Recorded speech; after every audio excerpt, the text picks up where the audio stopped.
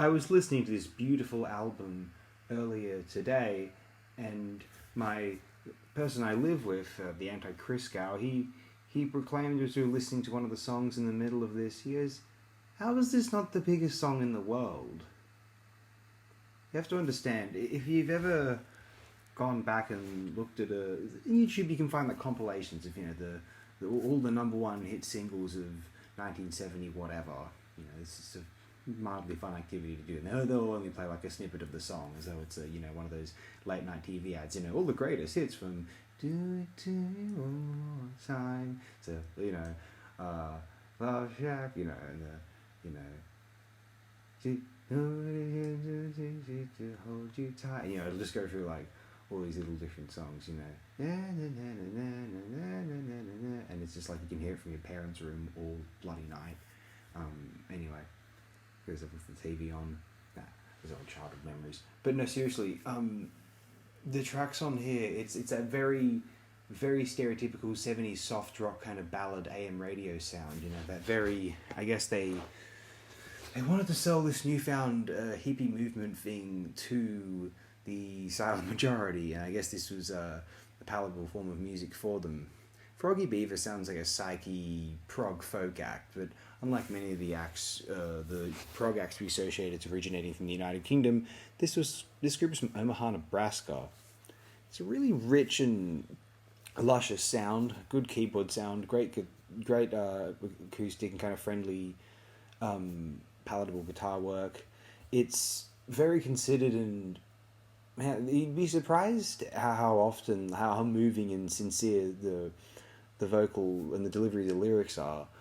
Just for a silly little band, they really must have felt as though they had something to say, and they must have been to some degree content that they at least got it out on record, because they split in the next year in 1974. Now that was probably due to the record and the subsequent tour not being successful enough, unfortunately for them. Although it is easy to imagine, if one of these tracks had been played to have enough radio airplay, Froggie Beaver could have been one of these forgotten one-hit wonders today. You never know. Now you can find them on Progline. You see this thumbnail, this big frog, you think, well, how bad can that album be? Not at all. It's actually quite brilliant, I would go so far as to say. If you just want to put something on in the background, it's gorgeous. And also if you want to actively listen to an album and figure out how a song's put together in a wannabe Ray Davies sort of way, this is fantastic, actually.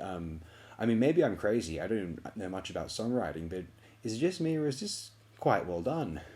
If you're a fan of, I found this on Progline, if you want something hardcore and really intensive, as though it's by, more inspired by Yes, ELP, Genesis, Gentle Giant, it's not that.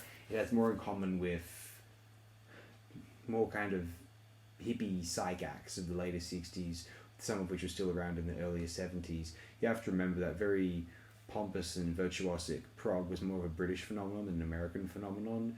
Compare this to kind of the Dead, or one of those acts, if you will.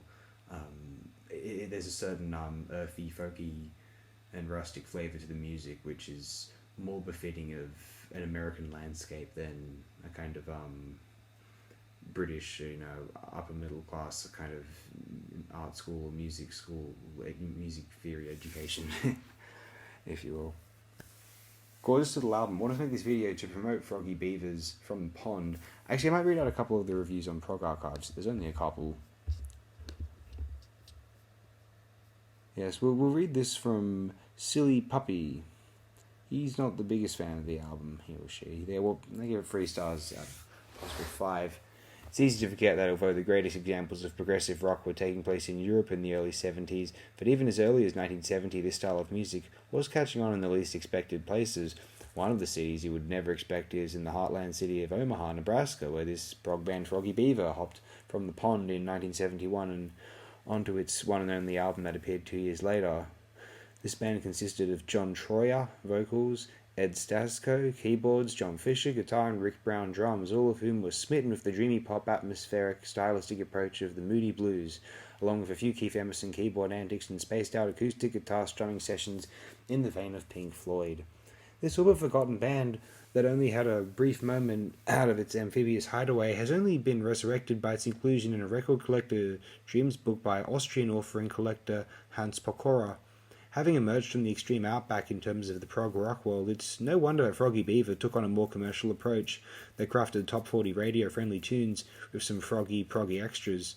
The band was somewhat of a local sensation, as these guys played at clubs and malls, and by 1973 had amassed enough original material to record an album, but due to indifference in the local music scene, the band members had to save up enough cash in order to record and release their dream works independently, and so From the Pond was released on the Froggie Beaver label. For hardcore prog lovers, this will not get the juices flowing, as this is a slow-trotting, dreamy pop album fortified with loads of atmospheric keyboards, with a touch of ELP-styled keyboard outbursts from time to time. It's funny, that's part of the reason why I would praise the album so much, was that exact description there. Guitars are mostly set to acoustical clean, all set to catchy pop melodic constructs that capture a somewhat detached modus operandi, save the opening track, not including the intro, Lovely Lady, which sounds somewhat like a proto-Styx type of album without the vocal prowess of Dennis DeYoung. But although vocalist John Troyer may not have had such an operatic range, his style of singing perfectly suits this early form of dream pop. Even though most tracks are fairly straight-on, acoustic rock ballads are fairly lukewarm references to anything remotely prog, there are occasions where the compositions are allowed to hop into more dynamic developments. Generally speaking, the strongest tracks are in the forefront, and From the Pond slowly descends into more tranquilized space rock with each subsequent track, losing a little luster until the Froggie Beaver returns from the pond it emerged, never to be heard from again. This is certainly an interesting album, and not a bad listen in the least. I think it's lovely. I think it's stellar, actually, but I hardly think Froggie Beaver will ever be considered anything other than a notable relic from a place in the world not even remotely associated with prog rock in the early 70s. I don't know, I'd give this more praise than this chap, frankly. We'll read some of this other review out from DamoXT7942. Certainly we could not have found such an impressing band, Froggie Beaver, if Gearfab Records reissued From the Pond as a CD medium, but they have never been known at all except to the fact they had only a self-released album. We easily can capture their serious music attitude and terrific technique, quality of their album. Catch the grand psychedelic wave via Road to Tomorrow Part 1, impressive with the quiet acoustic guitar solo and the solid keyboard backing by the following track, Lovely Lady, a bit poppy but speedy and fully technical one. We can be trampled over like a pebble under a lady's heel. Ed's keyboard play is as aggressive and graceful as Rick of Symphonic Yes, I always feel, but at the same time how powerful John's voices are. Contrary to this, in Come to Believe, John can flexibly change his vocal style into something like a mysteriously tragic singer in a persistent, sticky, slow-tempo ballad. Away from Home, the masterpiece in this album, is completely a tranquil, easygoing, and simultaneously real space rock, just like Echoes by Pink Floyd. Dreamy, heavy, and drastically dramatic airflow cannot let us regret it all. As honestly I say, this is one of my favourite progressive rock songs. The next one, Just For You, can be thought as a simple acid folk, but in my humble opinion they should be fully blown progressive outfit around early 1970s. So let me say it's too sad for us to leave Froggie Beaver alone. How do you think?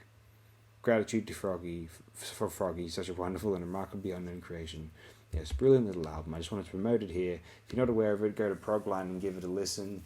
If you think you're interested in this form of music, this particular subgenre, I think you may get at least something out of Froggie Beavers From the Pond.